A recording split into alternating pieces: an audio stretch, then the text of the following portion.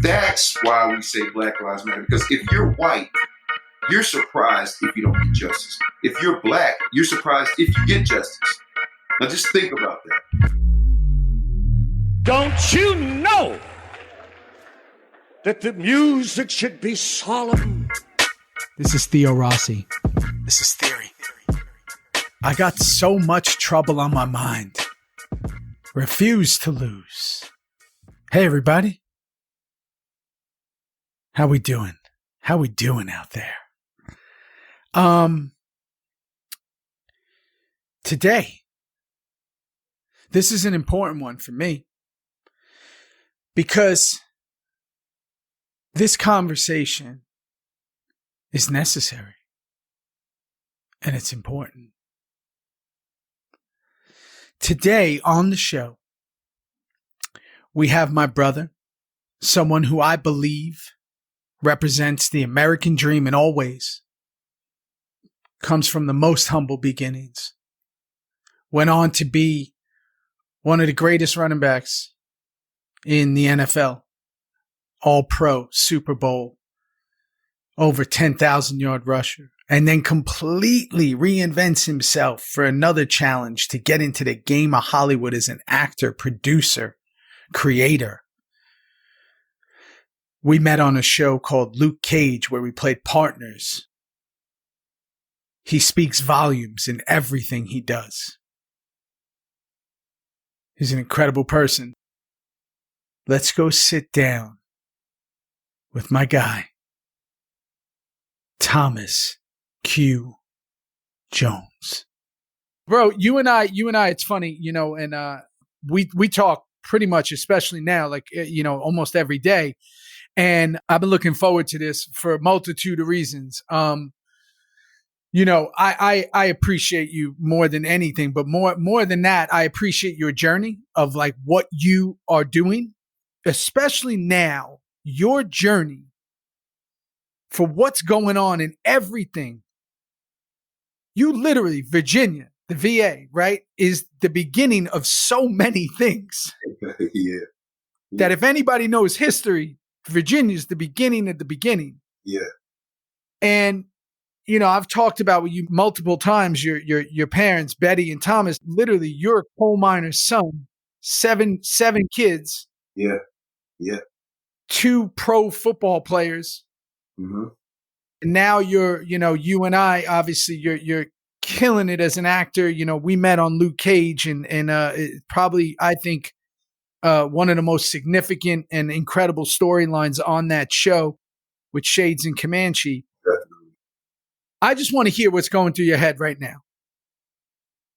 with everything in the world. That's a big question. No, but I know what you mean.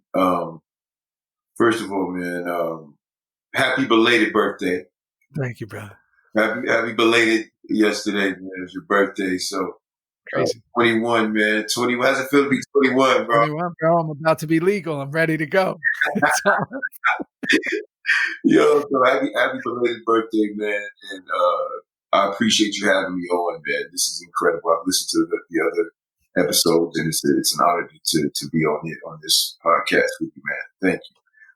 What's going on in my head right now is almost relief, as awkward as that may seem, relief. And what I mean by relief is that America is finally forced to deal with its problem. And its problem is racism. And it's systemic racism, and it's ignorance. And I mean, this country, like you said, Virginia, everything started the as far as slavery is concerned when it comes to Black people in America and white people in America, and the complex dynamic between Black and white people started in Virginia. The first slaves were brought to Virginia, and over the course of the centuries, obviously, there's been a lot of developments, and this conversation has been had repeatedly as far as racism and riots and protests. And, I mean, it's been going on for centuries. But it just feels like in the age of social media, which I think is the X factor this time, is that information is being spread so quickly. And people that never had a voice before have a voice. That is what makes this feel like finally America is dealing with its racism problem. And I'm relieved because I feel like, you know, with technology, camera phones, screenshots, Instagram, Twitter, Facebook, although they have their negatives, social media has been one of the most powerful tools for the underserved. And that's what we're seeing right now. We're seeing people who are in positions of power that abuse that power being made accountable from a cell phone or a computer. And that's, to me, is incredible. So I'm relieved that we're having this conversation. I'm so happy that I'm able to be in this time. I'm happy to be here and witness this. And doesn't it feel like, and a bit like right now, like you said, as someone like me who all I do is study history, and I think that when you know history, not just do you have empathy, but you also have a better understanding. And the one thing that throws me off with all this, and this is why I really wanted to talk to you, is the people that get upset or like are mad. It's facts. It's not like anybody's saying anything but facts. Yeah. And I guess my confusion, I'd love to hear your opinion on this. How can you deny facts? I think you deny facts when you don't want to deal with them. The facts make you accountable. The facts can make you wrong. And those are two things that a lot of people don't want to be. They don't want to be accountable and you don't want to be wrong. So you deflect from the facts as much as you can. When it comes to social media, like you said, you're 8 minutes away or even, less than that away from some fact that you didn't know that proves what you just said is completely wrong. So now you either have to be accountable as a decent human being and acknowledge that, or you have to be, an egotistical, narcissistic person and say, well, I'm not going to even acknowledge that you were right. This is what I believe. This is my opinion. So I don't know whatever you sent me. I don't know where you got that from. There's always excuses for people not wanting to deal with facts. And I think that is the major issue between people that believe in racism and people that don't believe in racism. It's they don't want to see the facts. And that's the big problem. And I think, like you said, you hit the nail on the head. The gloves are off. The gloves are off. You can go on Twitter and there's no telling what you're going to see. I mean, when I say what you're going to see, literally, we shared a video, an unbelievable video the other day of this white guy, buck naked. Yeah. Fighting. He was in the Bronx. In the Bronx, trying to fight just people on the sidewalk. This guy was literally like he just got out of the shower. He had socks on. Modest socks. Maybe he wears his socks in the shower. I don't know. Maybe he just got out of the shower. I don't know where he came from. But you literally can see anything on the internet in this day and age. So the gloves are off is actually an understatement. And what's interesting to me is, and your story, like your story is so unique to me, and this is why it's so important, and more now than ever, like 2020 vision and all that. Why it's so important. Your parents, your mom was a coal miner for how long? 19 years underground, coal miner, worked underground in the coal mine. In Virginia, your mom, Thomas and Betty, 7 kids. Yeah. Truly, like the ultimate, like Black experience, you want to call it, right? Your mom's in the coal mines doing her thing to get ahead, right? Your dad left a career as a broadcaster, right? Came back to where you were in Virginia. Obviously, tremendous amounts of racism, throughout, right? Yeah. You excel at sports on a completely crazy level, right? Yeah. That's your way out. Yeah. Yeah. You become 7th pick in the first round, right? Uh-huh. You go on to be almost an 11,000 yards rushing in the NFL, playing the Super Bowl for the Bears. And yet, none of that matters if you get pulled over and you literally accomplished at the highest levels what people couldn't even dream of. And from what I know, because you and I talk, there's still a fear, there's still at anything. And I think that's what I hope and I want people to understand and see, because I think it'll make them understand it. So just touch on that for a second for me.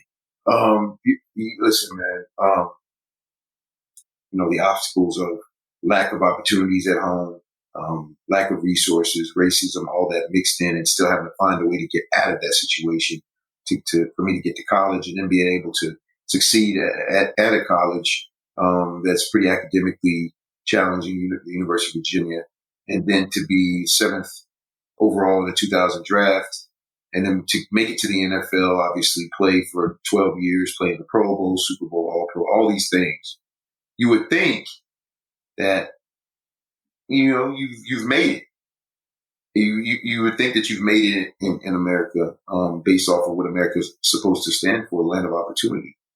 But I know, and I knew that one incident with a bad cop or a racist cop, none of that, what we just talked about, matters, like you just said. And that's astounding. And not saying that success should create a different experience with police than people who aren't as successful.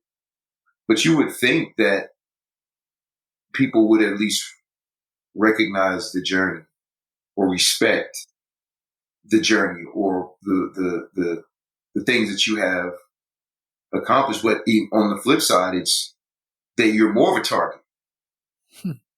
You know what I'm saying? You're more of a target in a way than someone who didn't accomplish that, because now that racist or that bad cop feels as though they have a big fish.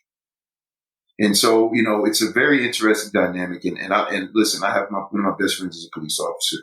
Yep. I have the utmost respect for police, their job. I know that you're putting your life on the line every day, and I respect that. And there are good police officers that are out here doing their job, and they're protecting people, and they're doing it for the right reasons. The problem is there's so many bad cops, and they all have the same uniform on, that you don't have time to assume that one of them is a good one, especially as a Black person, because of the history of this country, the history of police brutality, the video that we have now of police brutality, which just reinforces what we already instinctively feel when I hear that siren, those blue lights on. Mm-hmm. It makes it kind of like you're playing hopscotch.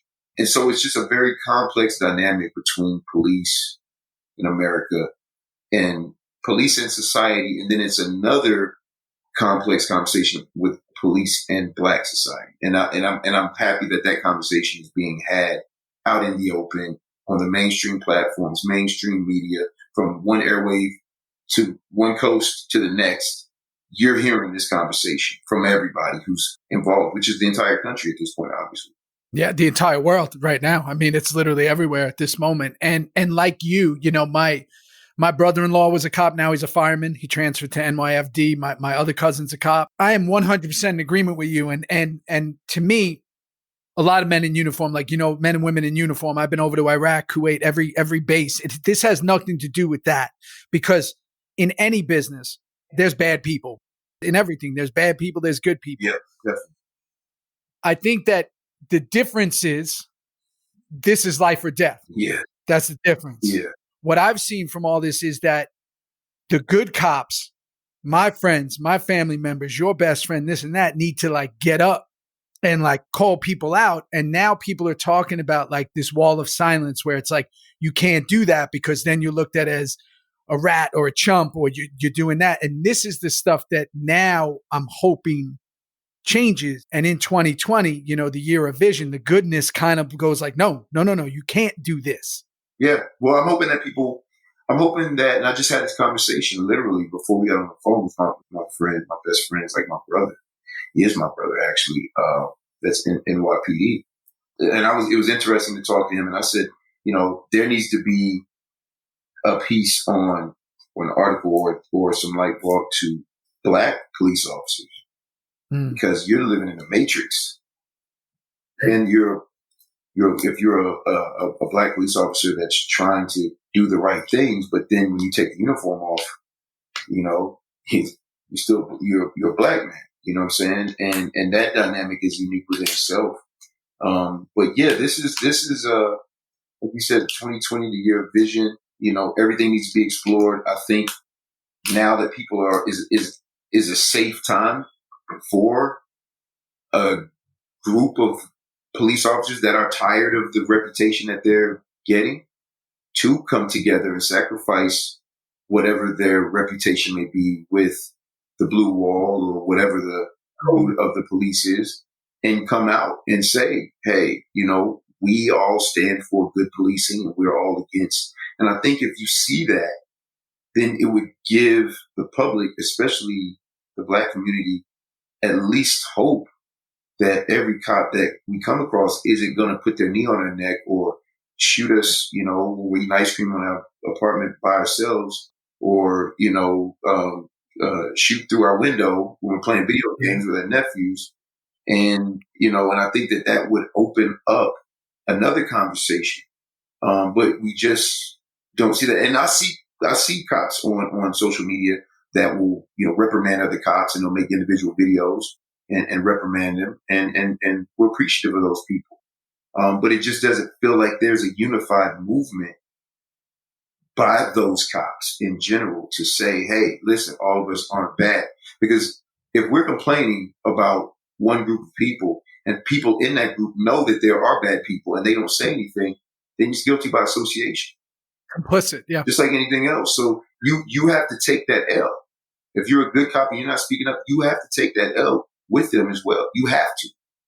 You know what I'm saying? Yeah, no, and one of the things that I was thinking about, and I've been listening to, everybody, like everybody else, I know Killer Mike has said a couple of different things, and there's definitely something about when you go back, a lot of police used to police their own communities, so they would know the residents of the communities, right? And then there would also be community board meetings where the community would show up and all the people from the community would be there.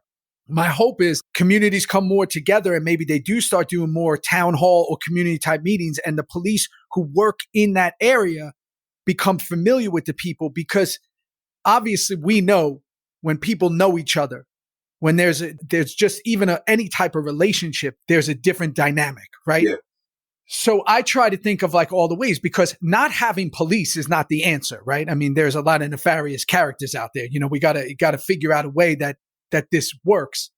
But I think that for the everyday people, this is where I just keep telling people, you got to educate yourself, right? Because there's been so much going on that a lot of people start going to their remote answers. And then if they say, well, what about Black on Black crime? It's like, but I need you to go back to understand. If you've ever grown up or been around hustle communities and people that have to do whatever they got to do, there's a crime that comes with that. But now you have to understand, why are we or have done whatever we had to do? Like, you got to understand there's such a systemic nature to things that people don't understand. And what I've come to keep finding out is that education is the first problem, because people are taught the wrong things. And what I mean by that is it starts with Columbus Day, where Columbus was like lopping off indigenous people's arms and torturing people, and yet they're celebrating them. Run the Jewels just said recently, there's a song out, I think it's called Just, on the new album, that's like, there's slave owners on your dollar bills. I mean, there's literally things that we're not taught. Yeah. And again, I think that people have to just start answering for things, and it's okay to be wrong. And it's okay to say, hey, you know what? I didn't realize that, and I was doing that, or I think that. And that's okay, because that's the way to move forward. Exactly. And I did a piece with Lauren Grill from the Unsealed. She runs this website called the Unsealed, where she writes open letters and certain people, and they address whatever issues is important. And the issue that we were discussing was racism in America. And we pinned that letter to the youth of America because the youth haven't fully been tainted with either being taught racist, rhetoric or racist, ideals at home. They haven't fully completed the typical elementary school through high school curriculum to learn only the specific good parts of America. And they haven't been tainted with, news and media. And so, exactly what you're saying in that is what I said, is to educate yourself. America, the reality is, started off of, racism. The economy in America was built off of the backs of black slaves. And they did the work for free. And, not only did they do the work for free, but, they were mentally programmed. So imagine stealing a kid from an orphanage and stripping them of their name, stripping them of anything that they ever knew and giving them a new name for not only giving them a new name, making them say that name. Otherwise, there's severe punishment. Taking them away from everything they knew, everyone they knew, stripping them of all the principles they knew and programming them. And not only that, but keeping that kid hostage for the rest of his life, impregnating that kid, then that kid has a kid.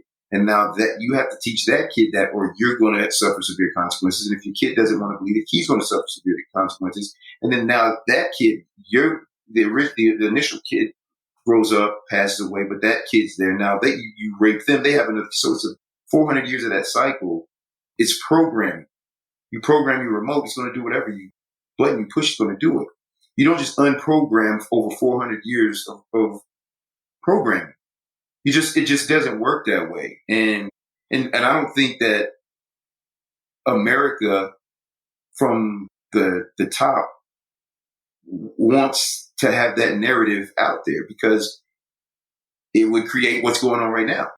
And which is protests, which is people that have actually had a chance to be around each other, their cultures intertwining and growing and evolving together and seeing the value in each other and standing up for each other and fighting for each other and fighting for each other's equality.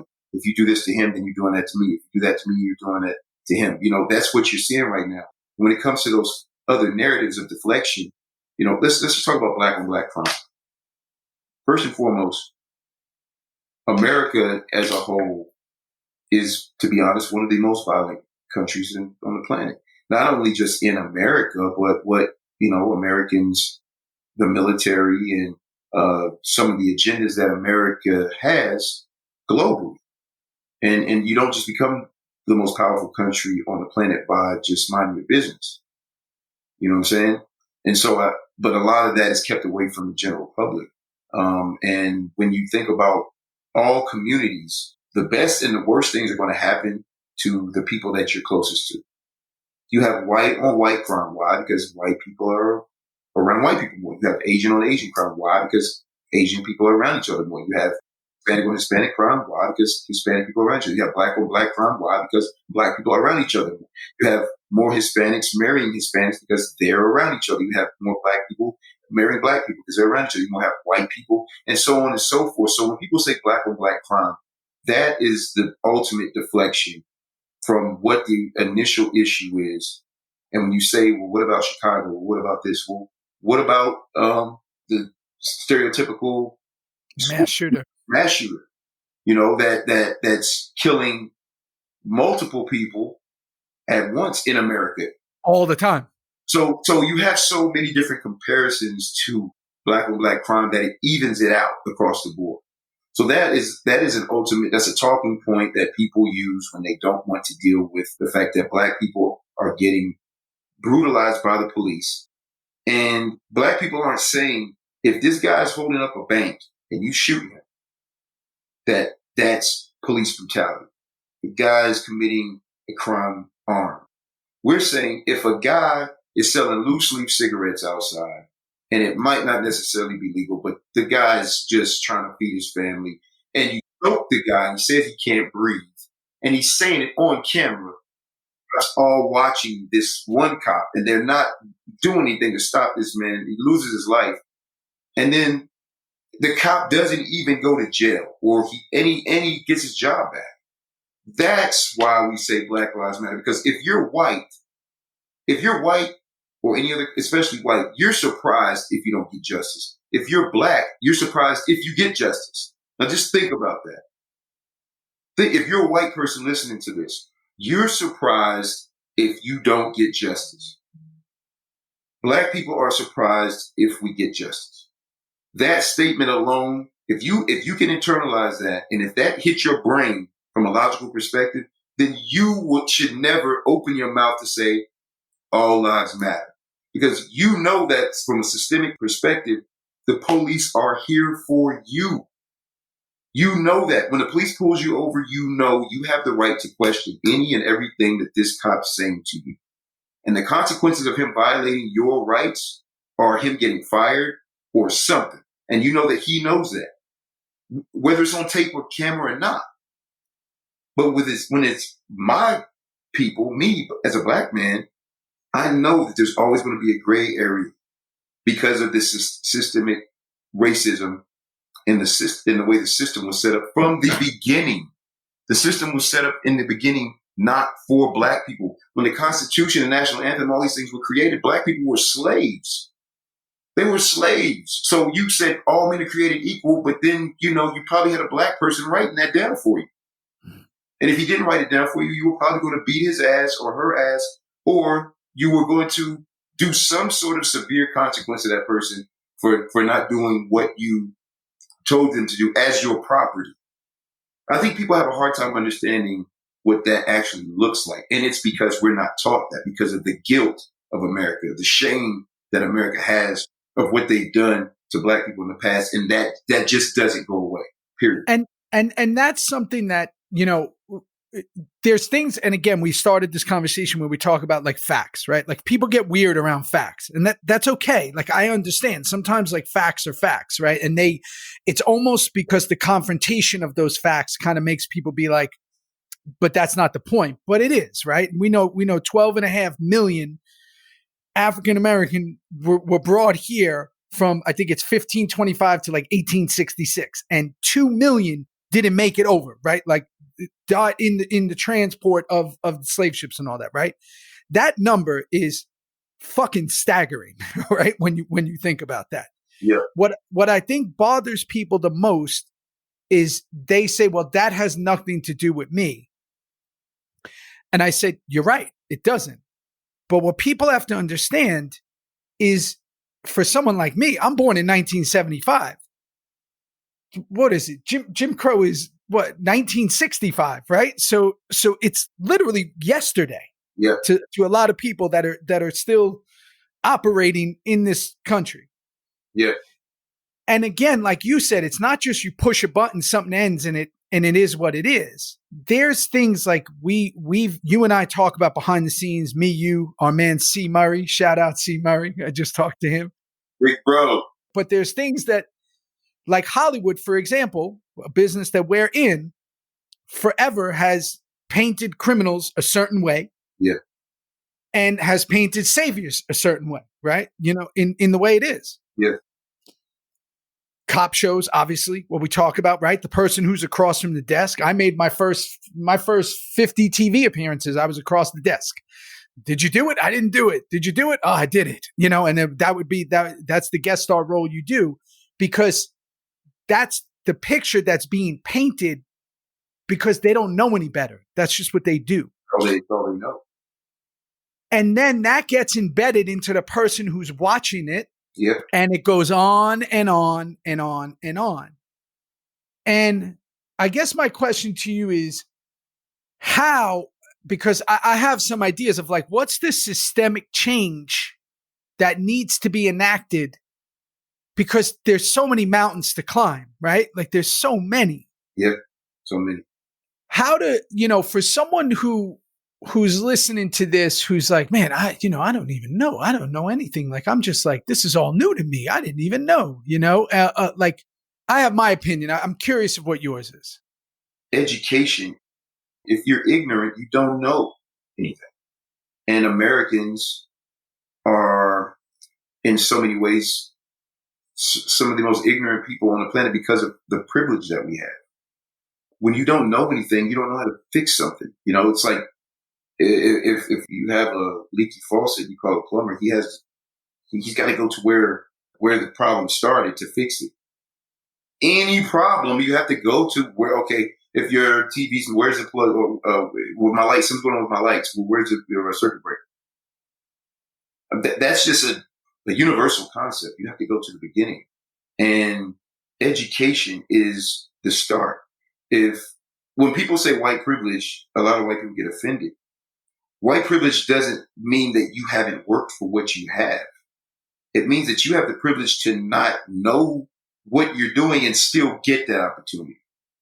It's the fact that you don't have to know about my plight, because you don't necessarily have to deal with me as a black man.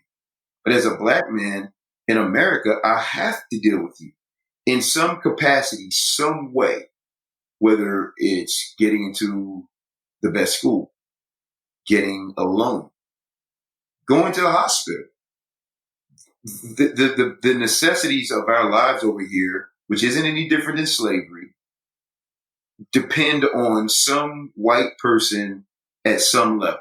Someone's behind the curtain. And most of the time that person behind the curtain is white. So we're forced to deal. We don't have the privilege of saying, you know what, I feel like they're going to be a certain kind of way, so I'm going to go here.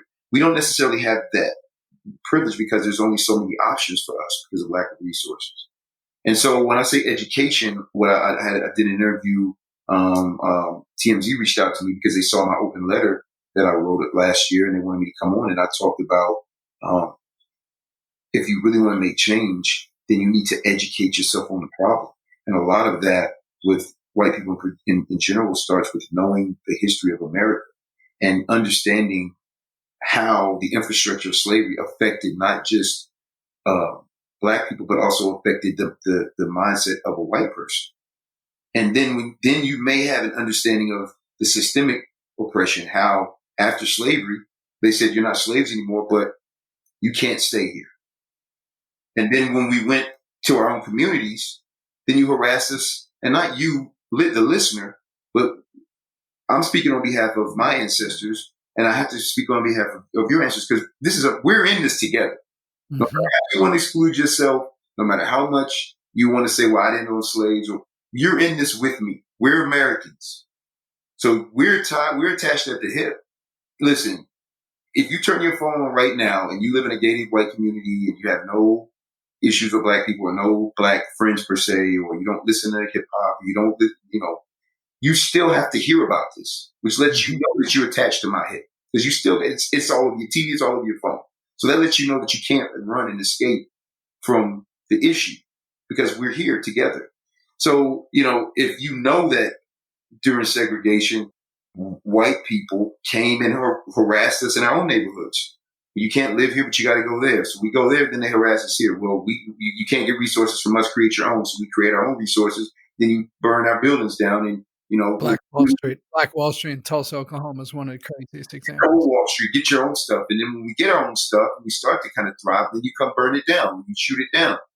So it's educating yourself. If you know that in this day and age, as a white person, if you're educated on the things that actually happen, number one, it'll give you more empathy for our plight. Number one.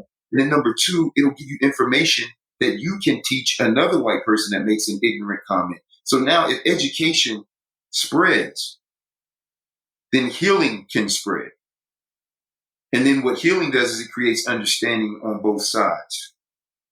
And now when you go to the voting booth, you're going to vote for the person that seems to have everybody's best interest at heart, because you have empathy for everyone else's plight. That's how I think it starts to change. And you said something so important there, that at the end of the day, the United States, which, where everybody's living, where's the genesis of everything that's going down, right? Yep. I believe this in everything. And you know this from, obviously, this could be related to team play, let's say. You could be the best running back in the world. If your O-line sucks, you ain't doing shit. You're going to have to work real hard to bust 100 yards that game. You could be the best running back in the world and have a great O-line, but man, you got to carry the load, right? If that quarterback can't throw one pass, they're going to come in on and figure out running. what I don't understand, and this is, I guess, and call me stupid, and maybe I am. I probably am. What did you want every single person in the country to have the most opportunity, to have the best life, to be the happiest, to excel, to make the country the best it can be? Or let's even go bigger, the world the best it can be, right? So what I don't understand is that there's nobody loses by trying to get everybody feeling safe, equal, the most opportunities, and then if you want to live in this capitalist society, which is sure, but then that means the best person gets the job, the best person does this. But that only comes if everybody starts at the same starting line. I was saying to our guy Ebro, I think it was a little while ago, I said, it's real funny when people are like, oh man, you did good. You finished third in the race or whatever. And you're like, yeah, but what if you're starting outside the stadium? Yeah. You gotta, you know what I mean? Yeah, yeah. Well, it sounds like it would be good for everyone, but there are specific people that don't want to lose control, because when you've had control for so long, I think that's what you see happen in the country right now, and in regards to this, administration, Donald Trump, some of his supporters. White supremacy has reigned king, and with the amount of people that are coming into this country that don't fall under that circle of people, there's fear of that infrastructure being disrupted. And now what you're seeing in real time is all of the work that's being done behind the scenes, which is why you're seeing a lot of different cultures coming together and standing up for a common cause. And that's horrifying to people who are living under the comfort of white supremacy, because they're so comfortable with where they are, and they're so comfortable with being in control, that just the thought of everyone collectively having these same opportunities, which could make the world better, make America better, create more opportunities for everyone, educate everyone on other cultures. Life is short, man. I said this yesterday on a Zoom call that I had about racism. Life is short, man. There's so much to learn and see. And if everyone was the same color, everyone was the same culture, well, I mean, what would, it's like eating the same meal every day. I mean, eventually you're going to get tired of it. Mm-hmm. So I think people really, need to understand the infrastructure of this country was built around white supremacy. And when certain white people hear white supremacy, they think it's dismissing all white people. No, that's not what that is. That's just saying what it is. It's not dismissing. It's not putting all white people in that category. Because if you're not a white supremacist, then you're not in that category. It's like if you say, well, black people are racist, or no, I'm not a racist. I enjoy learning about other cultures. I mean, as black people, we have no choice. I enjoy Braveheart. It's one of my favorite movies. Never been to Ireland. You know what I'm saying? Scotland. I'm thinking of looking at my Notre Dame. But I'm saying, like, I've never been to Scotland, but I can appreciate the story and the fight, because I know what it feels like to fight for your freedom. I enjoy, I'm not from Troy, but I enjoy Brad Pitt's performances. Yeah. That's like, but I think, like you said, we're programmed as Americans to think one dimensionally. And a lot of Americans aren't open to exploring other cultures and seeing the beauty in that. You know what I'm saying? And the growing and evolving, because I mean, what's the lifespan with? What's the 71 or something for men? 72. You would be 71 years old, right? And your whole life you spend around your own culture. And then you get to you haven't traveled. You haven't tuned into any other cultures. You haven't. I mean, you completely blocked them out. And you get to be 65, and you look back on your life. What did you really do? Nothing. What did you really learn? What did you really experience? Because after this one, hey, we don't know, but depending on what you believe, your religion, whatever. But we do know one thing: you're out of here. So you don't have that opportunity in this world again to do that. So what did you actually do? And if you think about it from that perspective, if you spent the majority of your life not even attempting to understand another culture or enjoy what that culture provides, to me, you wasted it. You wasted it. Yeah, and listen, the thing that I've seen more than anything, there's fear in that comfort, right? And that comfort is a byproduct of the fear, right? So what it is, it's that person that does the same thing every day. I got tore up the other day because I wrote something, and I think that maybe, and this is why Twitter's funny, is I just said that if you're around people, and this is what I meant by it, if you're around people that think like you, act like you, look like you, do everything like you do, you might have a touch of the racism. I didn't say it in like a way of like you do. I'm just saying that if you've never been exposed to anything else, you probably think that other things are wrong or different or bad because you have not exposed yourself to them for a reason for your lifetime. Right. Because that just means that you've gone out of your way not to do it for whatever reason that is. Yeah. Yeah. You're right. You've gone out of your way. You've gone out of your way because if you live in America and you have a TV, you have a cell phone, in 2020, you have access to whatever you want. And I think that's part of the problem that Black people have with other cultures, right? It's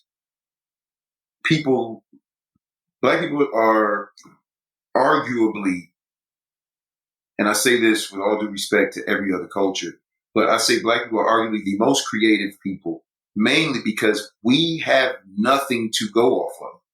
We were placed by the government in the projects, in the ghettos of America. We were placed there. We didn't have anywhere else to go after slavery. And everything we created was burned down into it. So yeah, we're placed in these specific environments purposely. We have lack of resources, we have lack of opportunities. Those two things combined lead to the ghetto. So the reason why I say it's the most creative in my mind is because we create the most, from slang to dances to style to music to and the reason why is because people condone what we create until they can monetize it, and then they steal it. Mm. That's been over 400 years of thievery when it comes to Black creations, even during slavery. A Black man came up with the cotton gin because Black people were picking cotton. So, it would make sense that a Black person that has to pick the cotton would come up with something that would make it easier for them. A slave owner's not going to make something that makes their job easier because he doesn't care. Just do your job. So there's so many brilliant Black inventors and creatives that have never, ever surfaced, and their names have never surfaced. And there's so many, just like the TikTok renegade dance that my friend actually did that beat for K-Camp, the song for Lottery. And the song went viral and the beat went viral, and this little Black girl came up with this dance that went viral, and no one said anything. But then there was a white girl that did the dance, and then she got the credit for it. And so online there was kind of, people speaking up and saying, hey, this Black girl came up with it. And then she finally started getting her credit, and then Ellen DeGeneres brought her on the show, and then she kind of became this phenomenon. So that's just one example of how Black people have created so many things. And twerking is nothing but African expression. That's all that is. And obviously, with American culture, it's become more of a sexual thing. Mm-hmm. But now, before when Two Live Crew came out as a rap group in the late 80s and 90s. Sir Mix-a-Lot too. With they were burning their CDs because of the dancing. But now you can literally buy a twerking Santa Claus doll. You know what I'm saying? But that's one thing that Black people are fed up with is people enjoying our culture, but then completely separating themselves with our causes. That's where the catchphrase came. People love our rhythm, but hate our blues. Mm. You know what I'm saying? And Black people are very aware of what's going on around us in our culture. Nobody wants to come to the hood, but you want to take everything that we create and monetize off of it. And you and I have talked a lot about that with hip hop, as being old school hip hop heads. It's like you go back and, when people were doing the dirt and doing what they were doing in the 80s and the 90s, a lot of guys that were coming up, girls and guys that were coming up, they were literally coming straight from the projects and talking about experiences they were having, whether it be Wu-Tang, Mobb Deep, Ice Cube, Ice-T, Public Enemy, whatever. And then you see now a lot of people are almost having to create that to try to get a rep, right? They're trying to do it to try to almost like fake being hard, right? Or fake doing something. I'm not saying that some people haven't. Obviously, there's, some of the most legit hip hop right now, from Kendrick to Cole to everybody else. But what's interesting is they want to create that problem, right? That's always been interesting to me. Yeah. They want to create our reality. It's so strange. That's another reason why I said Black people are, to me, arguably the most creative, because we've created an art form of hip hop and rap, gangster rap in particular, that other people take as glorifying crime. When in reality, that's what we know. You can only talk about what you know. That's it. If it's not in your brain, you can't talk about it. Mm-hmm. And even if you have to at least experience something on at least a small level to be able to talk about it. But if your whole life you've grown up in an environment that you were specifically placed in by the government specifically places you in these positions, and then you only have so many opportunities to get out. With Black people, especially Black men, it's sports or music. Because all other industries, it's very hard for the powers that be to find out how to monetize off of that talent. Mm-hmm. Especially something that's boom right now. When I'm coming from my neighborhood, I knew I wasn't going to get a job. And I was in all of the advanced classes. From the time I was in 7th grade, I was the only, my school was very small. There wasn't a lot of Black students in my school. I grew up in a Black neighborhood, but, our school was very, very small. And I knew I took pre-algebra, I took algebra, I took algebra 2, I took geometry, I took math analysis, and then I took physics. I took AP history, AP English, then I took college English. So when I went to college, I had 13 college credits. I took college physics and college English in high school my senior year.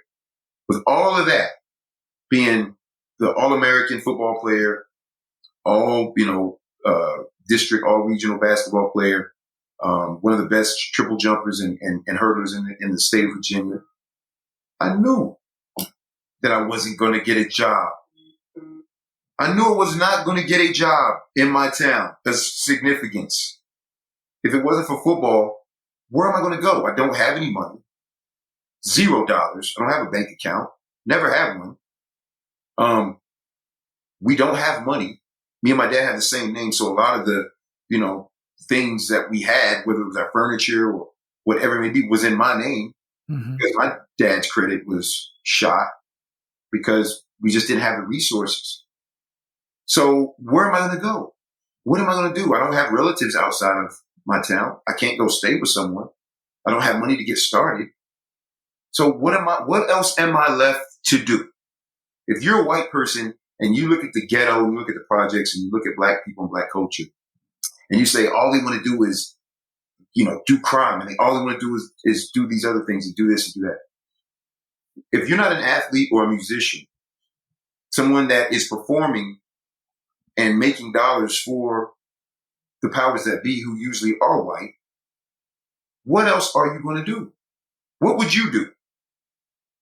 What would you do if in your neighborhood you grew up in, You knew you were not going to get a job unless you could run with a ball or you could rap.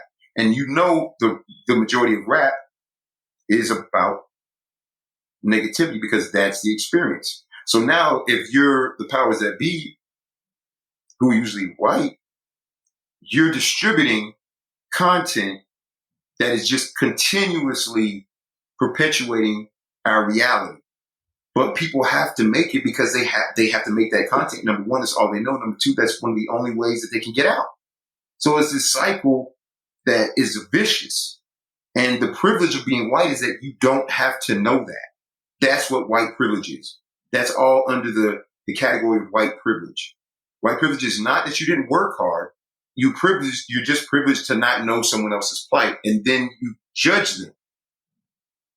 And so that's why a lot of black people are upset and black people are mad, and why a lot of black people are exhausted from even explaining this to people. Me, I have a different perspective because of my experiences. And plus I also understand, I grew up around white people and I grew up around black people. I grew up around a lot of white people and I grew up around a lot of really good white people and I grew up around a lot of really racist white people. So by the time I left home, I had this broad perspective of people. Now I played with some guys in Virginia that they would see me talking to somebody white, maybe a white girl that I would just randomly talk to. Hey, how you doing? You good? Okay. And I literally would have a black person say, what'd she say to you? I'm like, what do you mean? He was like, oh, I saw you talking to her. Like, and I'm like, oh, we were just talking. He was like, man, damn, man, it's crazy. I never talked to a white girl before. And I'm like, really? Like, what do you mean? He's like, man, I'm from Hampton Roads, man. Like, I didn't talk to any white people. So there's certain black people that aren't going to take the time to explain to you, if you're white, what I just said. Mm-hmm. Number one, they don't know. And number two, they've never had any incentive to. You see what I'm saying? White people have the upper hand in regards to that. That's just reality. And I think that the word privilege is such an interesting word because you could really, I think if you even just for a second, take the word white out in front, because that's kind of what throws people right away. So just say the word privilege, right? Like I look at it like this. If you've been in fistfights, let's say if you've been in fistfights in your life, like you maybe leaned on a horn behind some dude in New York and he got out and whooped your ass for a minute, right? Now, like you understand, you now know that you might not lean on a horn, or if you're feeling frustrated, you're not going to hit the horn because that person in front of you might get out and whoop your ass. But if you've never had your ass whooped for leaning on a horn behind somebody's car, they never know. So they keep leaning on the horn. They never think that there's a consequence to it. I think that what I've seen with privilege, I'm taking the white out of it, just the word privilege in general, is that if they don't know, they don't know. Yep. They just don't know. Like the thing is, they just have no clue of, and when they hear it, there are either two reactions where they go, what? That actually happens? And it's like, there you go. Oh my God. Right. You're exactly right. Because like I said, my perspective, and I have these conversations all the time, with people, with white people, that I work with in the industry. Because I've never been afraid to have any conversation with anyone because, it's about communication and respect. And I respect someone's ignorance because if you don't know, you don't know. I can only judge you if you're judging off ignorance. Hmm. If you know and you're still ignorant about it. Yes. Yeah. You see what I'm saying? Because if you don't know, then I'm like, you're ignorant. And that's why a lot of times, on social media, on Twitter, there are a lot of ignorant people. But and a lot of times, I will have a sensible conversation with people. But then other times, I kind of get a gut feeling I could be wrong. That some people aren't ignorant. They just don't want to. They don't want to know. And so my response to them will be how they made me feel at the time. Yeah. I'm saying, and that's why, I understand that a lot of people are ignorant in West, and that's why I told you earlier, education.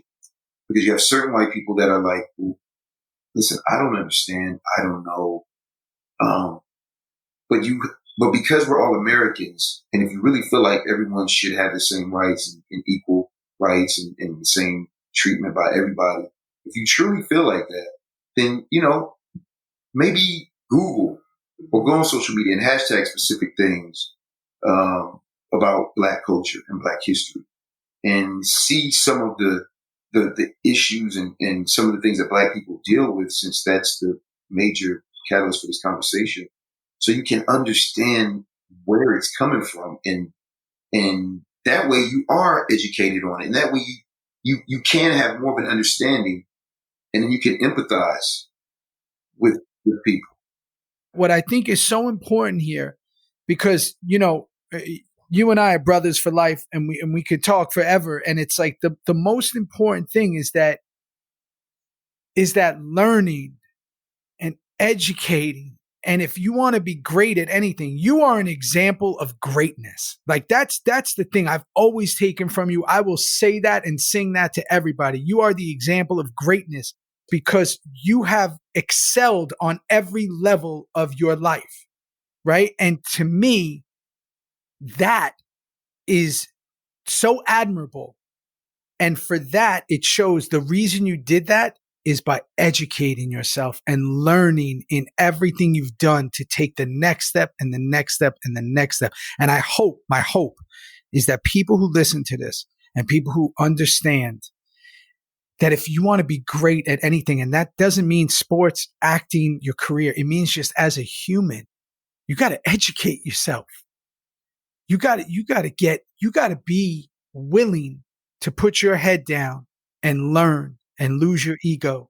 You're right. And I appreciate you saying that, man. That means a lot from someone like you, because you represent greatness as well. And you're exactly right. You have to put your head down. You have to open your mind. Once you open your mind, information can come in. And that's across the board, regardless of what you're doing, whether it's trying to understand racism, whether it's trying to be an actor, trying to make it to the NFL, no matter what it is in life, if you don't open your mind, nothing can come in. Nothing. Good or bad. So you have to be open-minded, especially to things that you're not comfortable with. Because nothing great ever came from being comfortable. Nothing. And that's the truth. That is the truth, man. You cannot be great if you're comfortable all the time. You just can't. It's just that's just not how the universe is set up, and that's just not how. Those aren't the rules of the game. You know what I mean? I like I said, man, I think that education is the key to, everything, and real education, and not just biased education, but honest and real. Even the tough things. The tough things are what you learn from. You don't learn from the great things. You learn from the tough things. The tough things, because they force you to say, who am I? Am I really going to continue to keep trying to find this information, or am I just going to quit and give up? And that separates, people. That separates greatness from mediocrity. My guy, I appreciate you more than you know. I'm sure I'll talk to you in 10 minutes from now. Exactly. 85 minutes. My brother. Yes. All right. There it is. What an important conversation. What an important time. And how fortunate are we that we can all be here living during this time where we can actually make true, real change. True change. Not just for us, for our children, for our future, for the benefit of our world. That we are fortunate enough to be here during this time. So I urge you, don't get distracted, don't get tired, don't lose focus. This is so important. And I'm just honored that I'm alive and I have a voice during these moments. You know the deal for this show. Theory Pod is the hashtag. Capital THEO, small RY pod, Theory Pod. Go to Apple Podcasts, subscribe, rate, review. You know the drill. Go to Spotify, follow. Write your reviews. We got so many things coming up with so many great people. We got our Reaper reviews now once a month with me and my man Kim Coates. Put your episodes that you want us to talk about. I'm going to choose a new one soon. And you know, like I always say, I appreciate you. I believe in you. Be easy on yourself.